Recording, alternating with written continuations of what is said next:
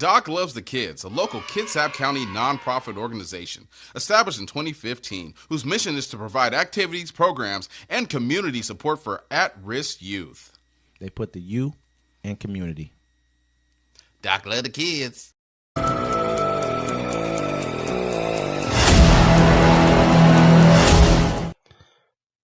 Welcome to Uncommon Courtesy, where we give you the courtesy of conversation that's uncommonly spoke of. I'm D-Mac. I'm Wesley. And this is the show. Don't forget to like, comment, subscribe. Don't forget to catch us every Friday at 7 p.m. Pacific time on the Friday Fix. And 1 p.m. every Sunday Pacific time at the Sunday Town Hall. Well, Wesley, the erosion of history and the falling of the American Empire is upon us.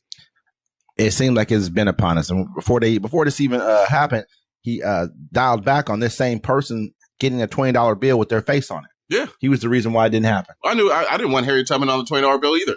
Why is that? Because I don't want somebody handing me a $20. America's not ready for that. Someone's going to hand me a $20 bill and all I'm going to have nooses on them around her neck. You know? So here we go. Harriet Tubman webpage targeted amid Trump-led anti-DEI efforts. The National Park Service has removed a quote and an image of U.S. abolitionist Harriet Tubman from a webpage about the Underground Railroad network that helped enslaved people escape captivity. And instead, the page now emphasizes what it describes as black and white cooperation, as Donald Trump presidential administration continues efforts to sanitize the country's history. Previously, the page in question led with the quote from Tubman, who was the most renowned Underground Railroad operative, along with a prominent image of her. However, the revised page no longer includes these elements, and several references to enslaved people and the Fugitive Slave Act of 1850, which Tubman, as well as the Underground Railroad, defied, had also been removed. The revised webpage now starts with the image of stamps depicting 5 black and white abolitionists, including Tubman, which text overlay the image that reads black and white cooperation. So what they're doing right now is erasing history of abolitionists. I mean, that's just what they're doing. They're looking at them like these people should not be a part of history because they don't want people to understand this country and the background of this country. Act like they're afraid to teach you about it now because it make it seem like it weakens their own people by knowing the history that has happened in this country. When really it strengthens everybody in this country to understand the history, understand where we came from, and understand the path that we must never go back down. Because this is exactly what they're trying to lead us back down by erasing history. When you erase history, they say when you don't remember history, you're bound to repeat it. You know, I mean, so yes. And so for me, I talked about it earlier. Like they're going to come in, and they say it's part of the DEI stuff. How far back? We're going back to 1850. That's how far we're going back. So I mean, it starts with something. It started with something small. They got rid of black. Remember, tried to get rid of the Tuskegee Airmen, tried to get rid of Jackie Robinson. They got rid of parts of the civil rights. Black folks need to understand what's happening to them. You know, what you need to do, and it's the hardest thing for them to do, is come together, make a history book of our own, and then teach that to our children. Because right now what they're doing, they're taking all that stuff out of history because they don't want, because their people are kind of sensitive and they don't want them to feel bad about the history. But when I was in school, as soon as we learned about slavery, they felt proud about it, especially where I grew up at. You know, so yeah. It's pretty crazy, but we need to start making our own history books. We need to start making our own curriculum that we can teach our kids. I had a lady at my house and she thought it was a good thing, DeSantos. She used to live in Florida. She thought it was a good thing that he was going to take slavery out because she was like, when I was a kid and I learned about slavery, it made me feel like a lesser person. I was like, but at the end of the day, that's our history. But they only teach you a piece of our history in school anyways. They'll teach you about Martin Luther King. They'll be like, hey, turn the other cheek and catch that ass whooping. Yeah. But they won't teach you about Malcolm, who says, I'll put a gun in your face to get mine. Yeah, I mean, and at the same time, if they don't, it's not just our history, it's their history as well. It's where this country came from, how this country started. And it's like what you want to do is try to clean up. Again, this is a rewriting, like you said, what do you say? A sanitization of history, pretty much. What he's telling you is these are the parts we don't like. Let's not talk about this right here. Let's just talk about these other things right here. Black and white cooperation. Well, I mean, I guess he's talking about, to abolish slavery. So he's talking about the abolitionists and that, but I don't see it anywhere else. Everyone knows. We all understand where this country has come from, where this country is, and where this country could possibly go again. No, they want to go back to it. You know what I mean? They want to go back to it. That's all it is. Absolutely. If you don't learn from history, you're bound to repeat it. You know what I'm saying? They're making places where they can lock up, brown people in Texas and Louisiana, because that's where they're taking them right now. Mm-hmm. They're erasing our history. And like I said before, if you erase our history, you got to get rid of the people who still know the history. So we all see where this is heading. He's starting here with these different kind of, with these museums. I mean, he's also gone to black colleges taking money out of them. He's gone to all colleges taking money out of them. So I'm not just going to say these particular ones, but they're the most underfunded colleges, some of the most underfunded colleges, in the United States. So he's doing this it's all intent. Intent does not just stop at, hey, you know what? We're doing this to kind of clean up things for everyone else, but it's not cleaning up things for us because it doesn't clarify anything for us. But we all know where he comes from. We all know where this is heading. And it's another road that we're going to have to go down with these people until we get to where we want to go, until we start getting out there and voting and taking care of our responsibilities. This is true. China slaps a 34% tax on all U.S. imports in retaliation for Trump's tariffs. China announced Friday that it will impose a 34% tax on all U.S. imports next week, part of a flurry of retaliatory measures to U.S. President Donald Trump's new tariffs that delivered the strongest response yet from Beijing to the American leaders' trade war. Tariffs taking effect Thursday matched the rate that Trump this week order imposed on Chinese products flowing into the United States. In February and March, Trump slapped 2 rounds of 10% tariffs on Chinese goods, citing allegations of Beijing's role in the fentanyl crisis. The U.S. stock market plunged Friday following China's retaliatory moves. They include more export controls on rare earth minerals, which are critical for various technologies, and a lawsuit at the World Trade Organization over what Trump has dubbed reciprocal tariffs. China also suspended imports of sorghum, poultry, bone meal from 6 U.S. companies, added 27 firms to the list of companies facing trade restrictions, and launched an anti-monopoly investigation into DuPont China Group Company, a subsidiary of multinational chemical giant. Trump posted Friday on Truth Social, China played it wrong. They panicked. The one thing they cannot afford to do. So he's looking at this as a game. Yeah, man, he's over here asking the Fed chair he's like, you can fix all this. We have so much stuff that comes from China. Yeah. So much. You know what I'm saying? Like, he's playing a deadly game. Because, it's easy to punk people in America and these small little underdeveloped countries, but China ain't going to take your shit. I remember one time the Chinese president came to San Francisco to look at his country and all the stuff that he owns.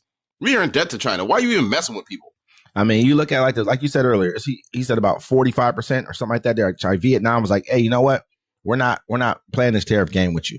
This is where we buy a lot of our goods from. It's China, Vietnam, Mexico, of course, is number one right now, and also Canada.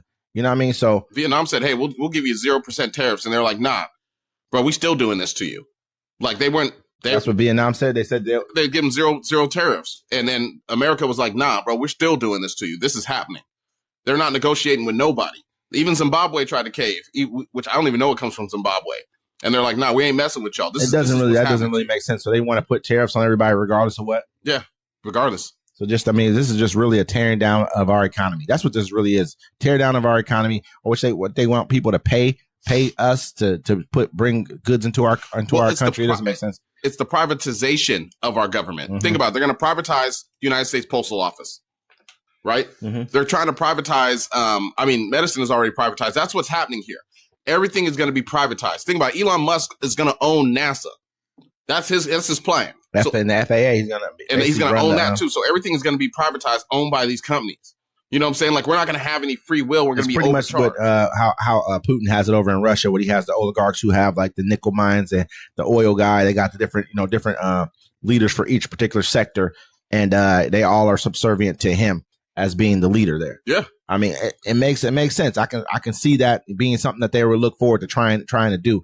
I hope that we as people don't go for this shit, and we don't sit back and just act like this kind of stuff right here should be a part of our history or part of our future. I see too many of us like speaking that this should be where we go. I see people talking about, hey, why are judges legislating from the bench when this is just basically a formality within the process of where we're heading? He shouldn't be legislating from the executive branch. But he is. He's trying to. So a lot of his executive orders are no good. When you look at it, when we get back to the nitty gritty of everything, man, these kind of tariffs right here that they're imposing are going to be crippling to the United States. Well, no, crippling. We need to figure it. We need to find it out. Let it be crippling to the United States. That's what the people need. You need to see it firsthand. Look, do I hope his tariff stuff, whatever he's trying to do, works better for us in America? Yes, because I don't want to see people fucking crying and being in pain, you know what I'm saying, and suffering. But, you know, if they aren't going to go good, let it happen. You know, the people that voted for him and the people that want to see this need to feel the pain. Stop trying to save everybody. And that's what I don't like about, you know, some Democrats and stuff. That's how I know racism is alive in America. You know what I'm saying? Because people will say the most racist stuff, but then they'll say, and everybody like, they'll denounce them, but then they say something they agree with, and they'll be like, well, they're a good person. I'm actually agreeing with them. You know what I'm saying? They're looking for a reason to be able to jump in and say, this is what this is. I've never heard so many stupid comments being made about this whole entire tariff thing. You know, they're acting like it's such a genius move what he's doing right here, but they're not willing to tell you, is this right here? Okay. If most of us believe that most manufacturing jobs will be automated within 5 to 10 years, what manufacturing jobs is he going to bring back here? He's not bringing. How are they going to even be able to afford to hire you as a worker? They're not. First of all, there's already a cost involved in them bringing your job back over here, and on top of that cost is going to be involved. The top dollar cost they're already not willing to pay you now. They're going to have an extra fee on top of it because now they have to pay a person who works over here to actually do the job. Nobody's getting those jobs. Nobody at all, bro. All those jobs are going to robots. Every last one of them is going to robots. So basically, people have had their 401ks cratered. People are it's about to get really bad for us. They're about to just suck all the money out of our pockets, like, on just products, you know. So we're about to be crippled basically as an economy for no jobs as it is. It doesn't make sense. Even some of his best advisors, people who really support him, are going against him right now and tell him, hey, this is a bad idea. What you're doing is it just doesn't make sense. The numbers don't make sense. Nothing you're doing makes any sense at all. But he knows all this already. This was just to hurt America at the end of the day. Yeah, you know, the lower it goes, the more he can buy up. So Donald Trump says he loves an idea of sending Americans to El Salvador in prison. President Donald Trump has signaled his support for sending American citizens to El Salvador's notorious super prison. The White House administration sent hundreds of people on board to 2 flights in March to the Terrorism Confinement Center, CECOT, in El Salvador, despite a judge ordering the government to halt the plane. The Trump administration claims the men were suspected of being part of the Venezuelan Trade de Argue gang. U.S. District Judge James Boasberg issued an order temporarily halting the government's U.S. use of the 1798 Alien Enemies Act while its actions were being challenged in court. The president reached an agreement with El Salvador and President Nayib Bukele over suspected gang members being deported from the U.S. Trump told reporters on Air Force One Sunday evening that he was open to the idea of sending more detainees, including American citizens, to the country. And ladies and gentlemen, I have the video here of him saying it because, you know, you can hear it out the horse's mouth. And we're going to play that for you really quick. El Salvador, the president there said he would be willing to take American citizens in the federal prison population. Is that one of the ideas you're going to be discussing? Well, I love that. If we could take some of our 20-time wise guys that push people into subways and that hit people over the back of the head and that purposely run people over in cars, if he would take them, I'd be honored to give them. I don't know what the law says on that, but I can't imagine the law would say anything different. If they can house these horrible criminals for a lot less money than it costs us, I'm all for it. But I'd only do according to the law. But I have suggested that, you know, why should it stop just at people that cross the border illegally? We have some horrible criminals, American grown and born. And if we have somebody that bops an old woman over the head, if we have somebody that is in jail 20 times and goes back and shoots people all over the place and then has a bad judge or a bad prosecutor that do nothing about him, all they worry about is politics, they don't worry about that. I think if we could get El Salvador or somebody to take them, I'd be very happy with it, but I have to see what the law says. Okay, what else? He has to see what the law says. I don't think he really cares what the law actually reads. What he's looking at doing is just another way for him to try and get rid of classes of American people. We all know who he's going to try and take out the country. We all know. We already see what he's doing right now. He's taking people who are legally here in this country and deporting them, putting them in this prison over here, who have not committed any crimes whatsoever at all.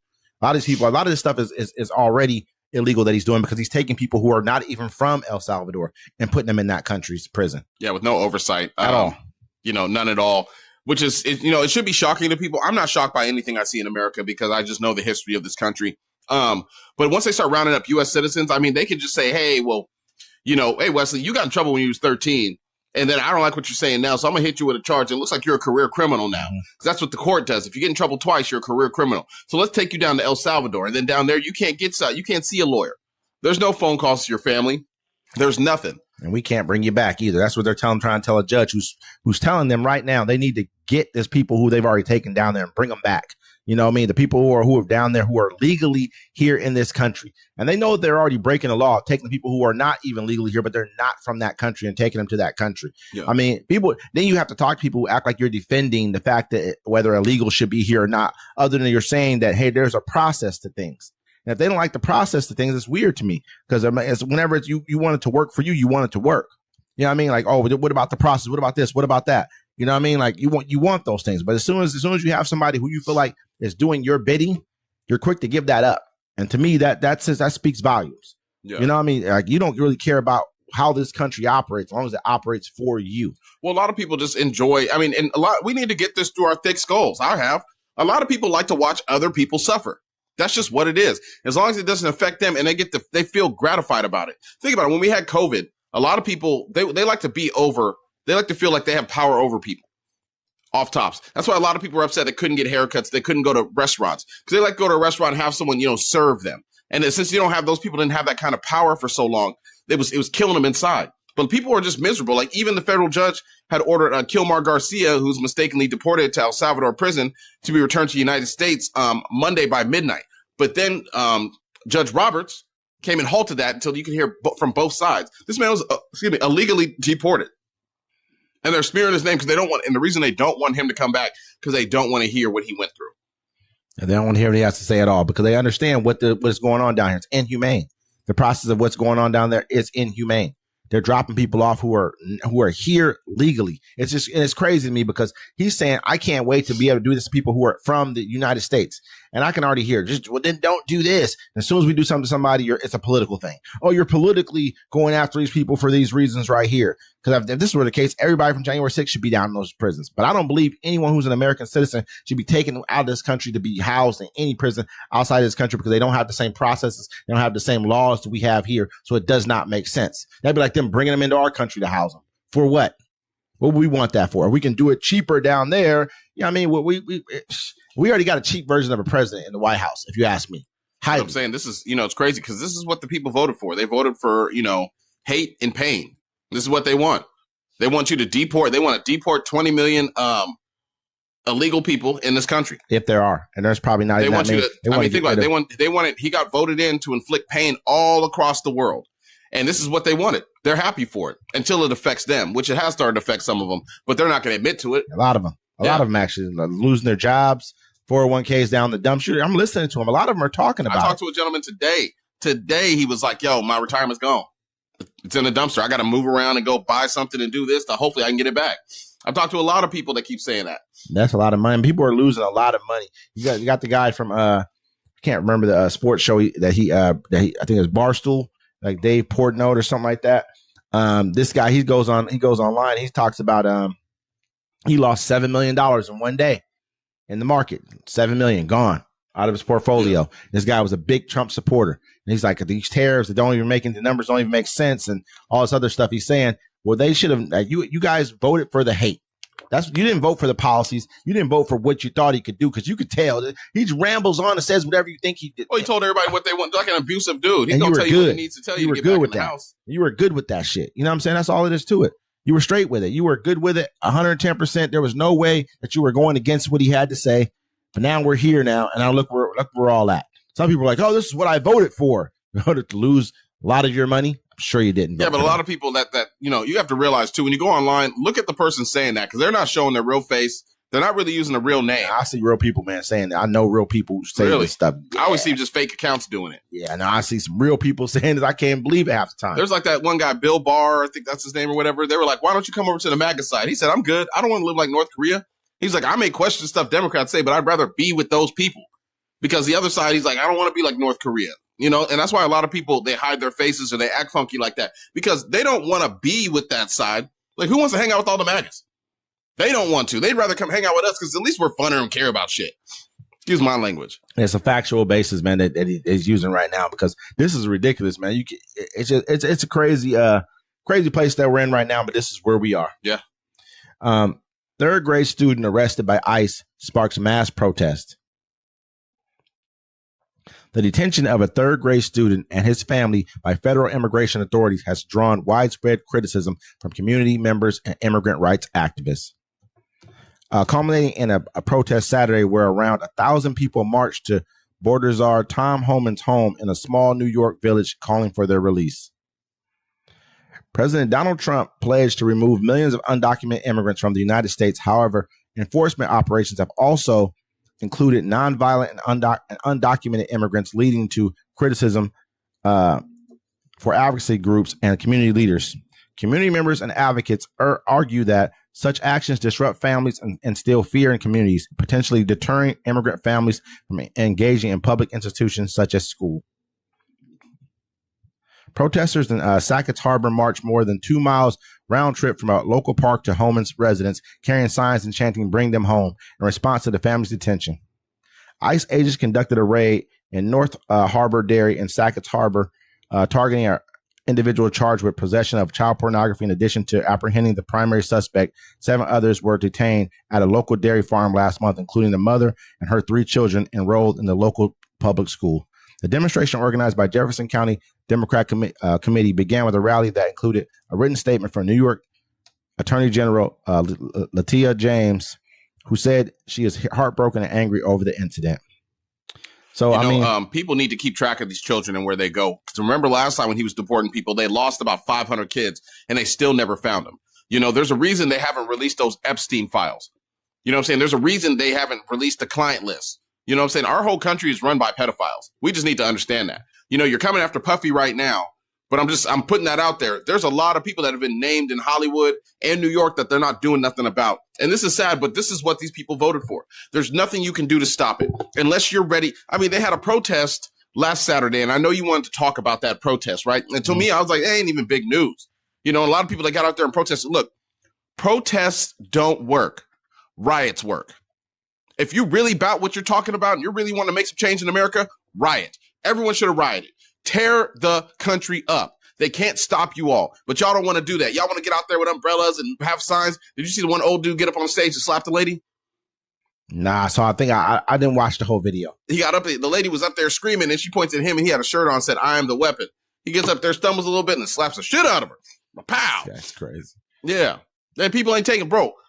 Riots work. You getting out in the streets and marching, that's going to work out for the summer. Then what's going to happen when it gets cold? If you're really trying to make change and stop what's happening, riots work. I'm just saying. This is what he's talking about really right here. Angry protesters from New York to Alaska assailed Trump and Musk in hands-off rallies. Crowds of angry people angry about the way President Donald Trump is running the country marched and rallied in scores of American cities Saturday in the biggest day of demonstrations yet by an opposition movement trying to regain its momentum after the shock of the Republicans' first weeks in office.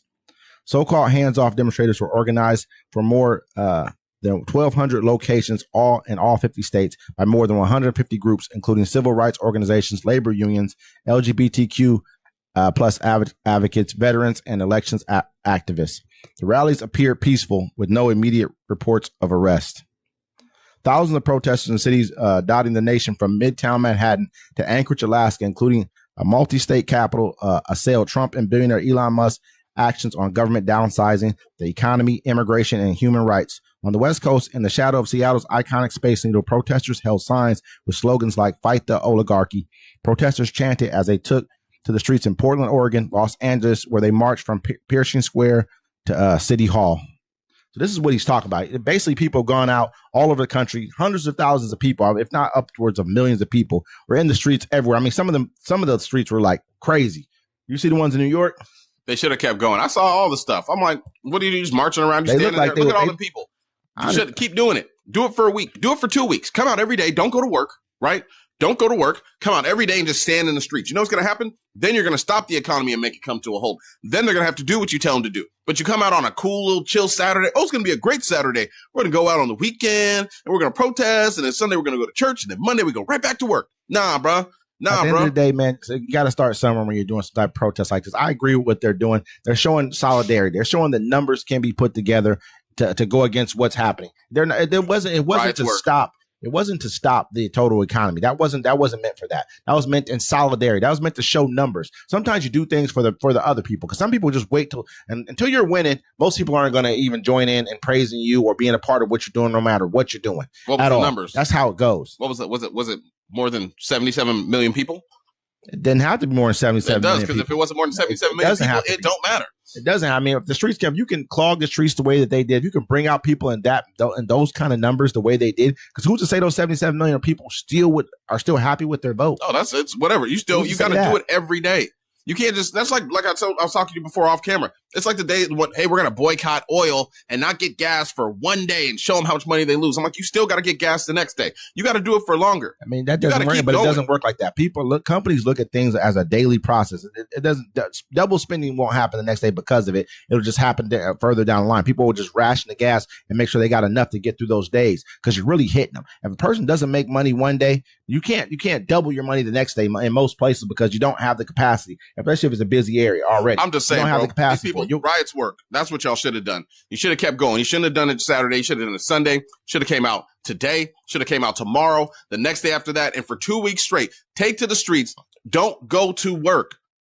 Take your country back. But you don't want to do that. You want to march around, hold up signs, and have speeches and stuff. It ain't gonna work.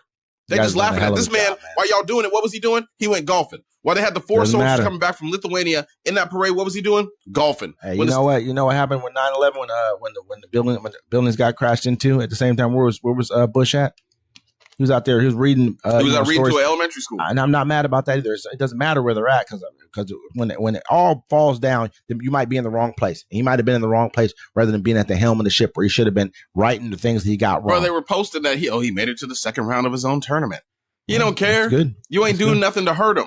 That's what I'm saying. Like, I don't say you got to physically hurt them, but you got to hurt these people's pockets. And until you hurt their pockets, all you're doing is marching around angry. And with that, folks, this is Uncommon Courtesy. We'll see you next time.